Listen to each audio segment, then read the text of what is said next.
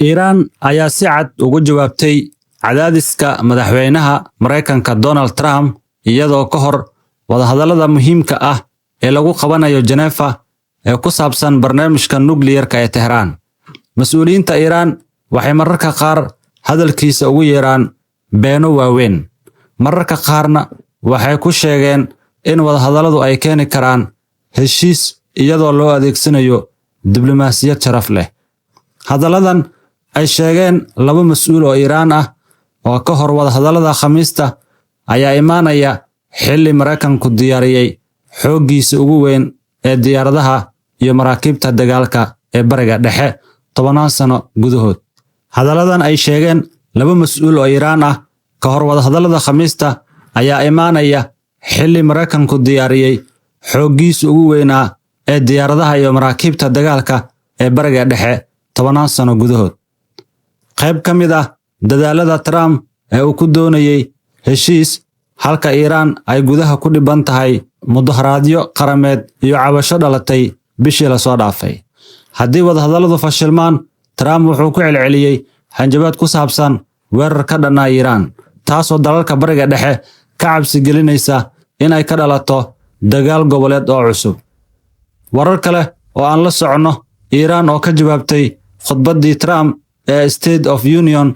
Trump ayaa khudbaddiisa sanadlaha ahayd ee State of the Union kaga hadlay Iran iyo wadahadallada nuclear-ka.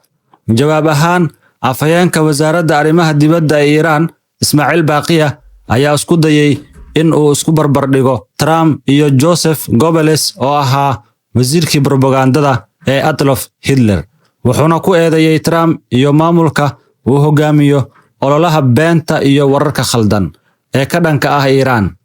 Hadalka Iran ayaa muujinaya in uu dalku isku diyaarinayo wadaxaajoodyo adag iyadoo aanay marnaba aqbali doonin in la dulmiyo ama lagu cabsigeliyo ama loo tixgeliyo sharaf iyo madaxbannaani. Diyaarad F-16 oo ka tirsan ciidamada cirka ee Turkiga oo ku burburtay meel u dhow waddo weyn, halka uu ku geeriyooday duuliyihii waday diyaaradda.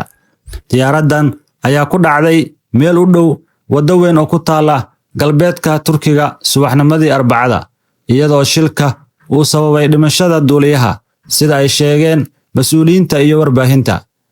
Warbixinta wasaaradda difaaca Turkiga ayaa sheegtay in xiriirkii iyo raadeerka iyo raadiyaha lala waayay diyaaraddan saacadihii ka dambeeyay habeenkii kadib markii ay ka duushay saldhigga 9aad ee diyaaradaha ee Balikesir. Wasaaradda ayaa sheegtay in howlgalladii gurmadka iyo raadinta si degdeg ah loo bilaabay, waxaana la helay burburka diyaaradda iyadoo duuliyaha loo aqoonsaday shahiid.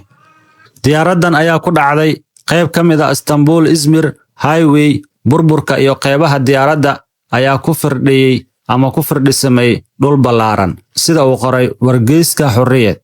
Ciidamada ammaanka ee dabdamiska iyo kooxaha caafimaadka ayaa goobta loo diray si ay uga jawaabaan shilka.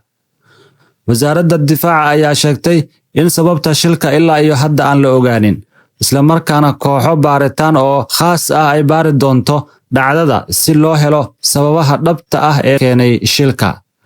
Shilkan ayaa xusuusinaya halista joogtada ee ay la kulmaan duuliyaasha diyaaradaha dagaalka iyo sida diyaaradaha F-16 oo ah kuwa ugu awoodda badan oo ay mararka qaarkood u galaan xaalado khatar ah.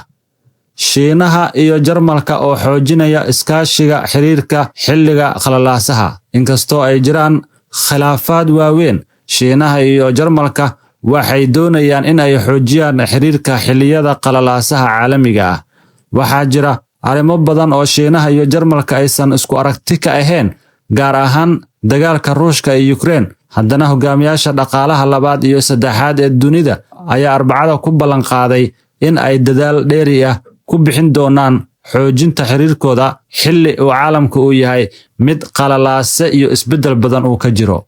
Labadan dal waxaa saameeyay siyaasadaha madaxweynaha Mareykanka Donald Trump, kaas oo khudbaddiisa State of the Union ku faanay canshuurihiisa ku saabsan alaabaha dibadda saacado ka hor inta aanu Merz la kulmin hogaamiyaha Shiinaha Xi Jinping iyo ra'iisul wasaaraha Li Qiang oo ku sugnaa Beijing.